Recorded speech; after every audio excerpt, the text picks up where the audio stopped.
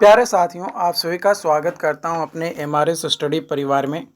तो डियर, यहां पे मैं बात करने वाला हूं कॉन्ट्रैक्ट मैनेजमेंट जो है हम लोग डिस्कस कर रहे थे।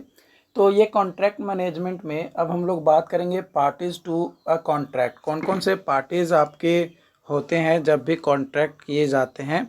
तो in contract there are typically two or more parties involve who agree the bound by the terms and condition of the agreement. दो या दो से ज़्यादा पार्टीज होते हैं जो भी एग्रीमेंट्स में टर्म्स एंड कंडीशन दिए हुए रहते हैं किसी भी एग्रीमेंट में, उसको जो लोग भी मानते हैं उसी के बीच में जो है कॉन्ट्रैक्ट आपका किया जाता है। तो हर पार्टीज का एक स्पेसिफाइड रोल होता है किसी भी प्रोजेक्ट को लेकर, जिसमें सबसे पहला आपका अगर बात किया जाए अलग अलग पार्टीज की, तो जिसमें सबसे पहला आता है कॉन्ट्रैक्टर। कॉन्ट्रैक्टर क्या होता है कि ये पूरा रिस्पॉन्सिबल लेता है कि भाई कोई भी काम या सर्विसेज को एक स्पेसिफाइड टाइम में कैसे कैरी आउट करना है ना। कब मतलब कौन सा काम कब करना है ताकि हमारा पूरा काम हो सके। तो ये कॉन्ट्रैक्टर का मेन रोल होता है, उसके लिए रिस्पॉन्सिबल होता है। कॉन्ट्रैक्टर कोई एक इंडिविजुअल हो सकता है, कोई कंपनी हो सकता है, या कोई ऑर्गेनाइजेशन हो सकता है। जो कॉन्ट्रैक्टर सेलेक्ट किया जाता है, ये सिलेक्ट किया जाता है on the basis of bidding, है ना। बिडिंग के बेसिस पे या बिडिंग के थ्रू जो है कॉन्ट्रैक्टर को सिलेक्ट किया जाता है और देखा जाता है कि कौन सा कॉन्ट्रैक्टर यानी कौन सा कंपनी या ऑर्गेनाइजेशन या फिर कोई इंडिविजुअल किसी काम को प्रॉपर तरीके से किसी काम को परफॉर्म कर पाएगा, मतलब पूरा कंप्लीट कर पाएगा। उसके अलावा आपका होता है ऑनर, जिसको बोलते हैं क्लाइंट। ऑनर या क्लाइंट क्या होता है, ये वैसा व्यक्ति होते हैं या कोई कंपनी होता है या कोई सिस्टम होता है, सिस्टम का एक पार्ट होता है जो कोई काम करने के लिए किसी को इनवाइट करता है ना, कि भाई आप आओ हमारा ये काम कर दो, हम आपको जो है इतना रुपया देंगे, इतना टाइम में आप अगर काम करके हमें दे दोगे, ऐसा काम हमें बना कर दे दोगे, तो हम आपको जो है ऐसा रुपया देंगे कि आप जो है आपकी लाइफ सेट हो जाएगी, इस तरीके का।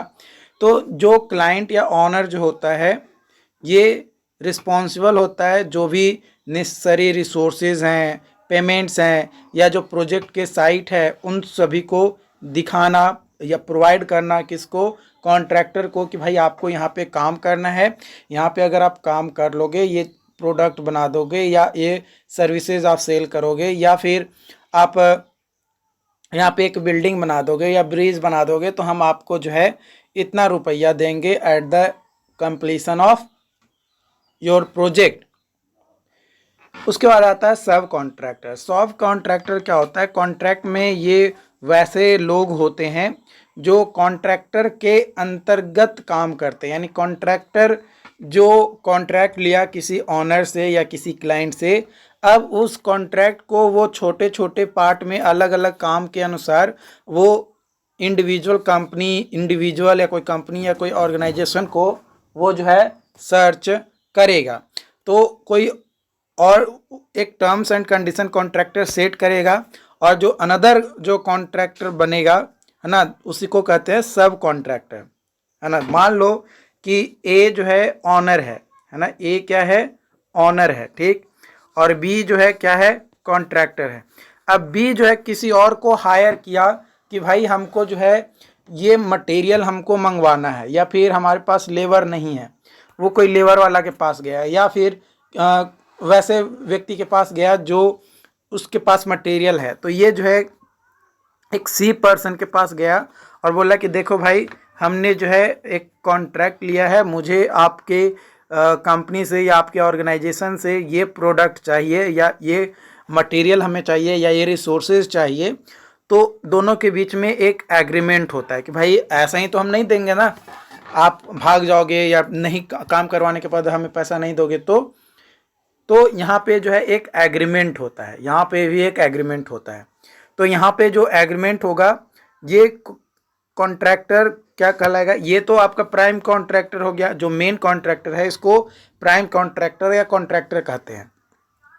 और ये जो है कौन हो जाएगा, सब कॉन्ट्रैक्टर आपका हो जाएगा। सब कॉन्ट्रैक्टर को सुपरवाइज कौन करेगा, डायरेक्शन कौन देगा, तो जो मेन कॉन्ट्रैक्टर है वो जो है इसको सुपरवाइज करेगा कि हाँ भाई ये काम करो, ये काम नहीं करो। उसके बाद आता है सप्लायर्स एंड वेंडर्स, है ना। कई बार क्या होता है कि कुछ मटेरियल, इक्विपमेंट और सर्विसेज जो है ये ऑनर ही डिसाइड करता है कि भाई आप हमें ये चीज़ें सप्लाई करो, है ना। या हम इसको कॉन्ट्रैक्ट दिए हैं, आपको इतना टाइम में ये मटेरियल आपको हमारे साइट पे पहुंच जाना चाहिए। ओके।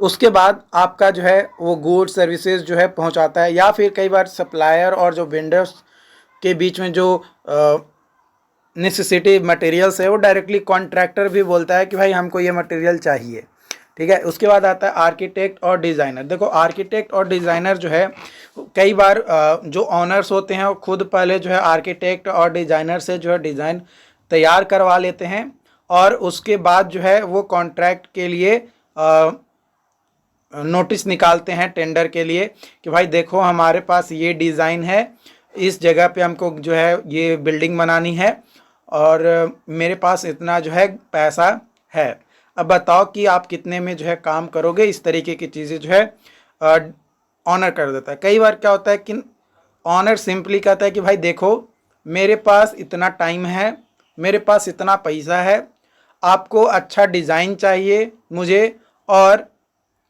एक बना हुआ अच्छा से घर चाहिए।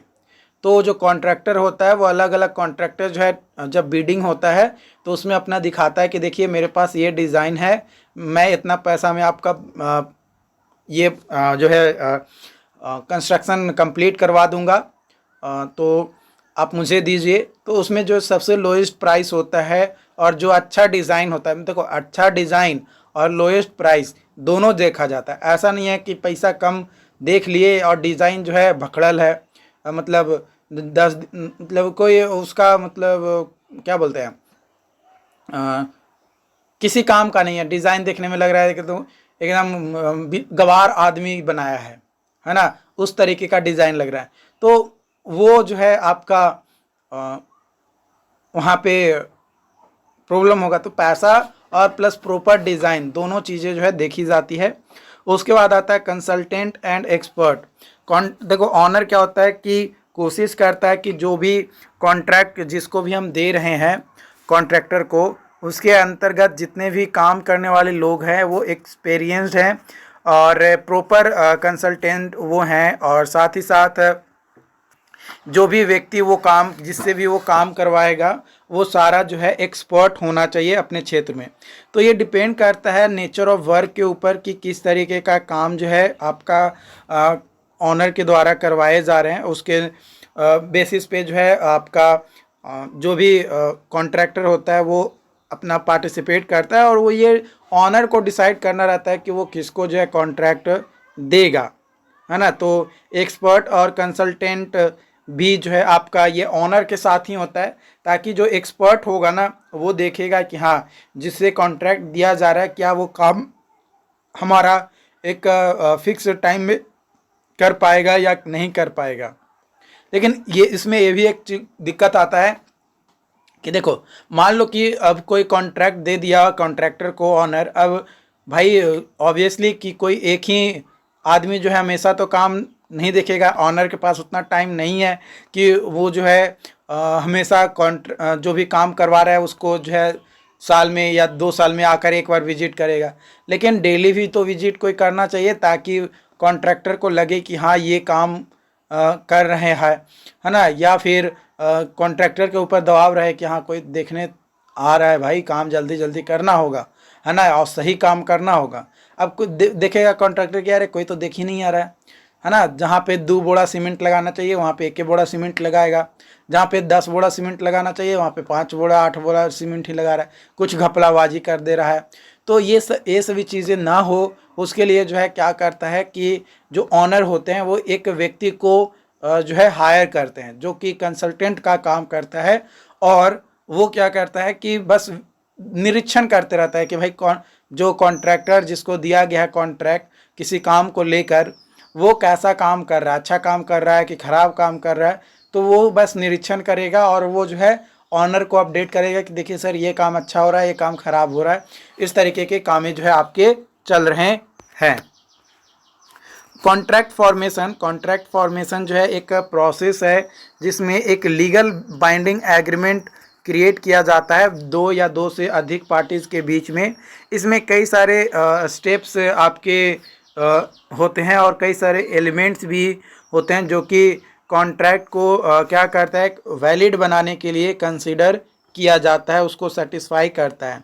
जिसमें सबसे पहला कॉन्ट्रैक्ट फॉर्मेशन में आता है ऑफ़र, है ना। जब भी कॉन्ट्रैक्ट फॉर्म होता है तो सबसे पहले क्या किया जाता है, एक प्रपोजल दिया जाता है एक पार्टीज़ के द्वारा दूसरे पार्टी को, यानी ऑनर के द्वारा जो भी कॉन्ट्रैक्ट लेगा उसको एक ऑफ़र दिया जाता है कि देखो भाई मेरे पास ये चीज़ें हैं, है ना। उस ऑफ़र में सारी चीज़ें क्लियर किया हुआ रहता है कि भाई मेरी इच्छाएं क्या है, मेरे पास कितना पैसा है ना, मेरे पास कौन कौन से मटेरियल है, मेरे पास कैसा डिज़ाइन है।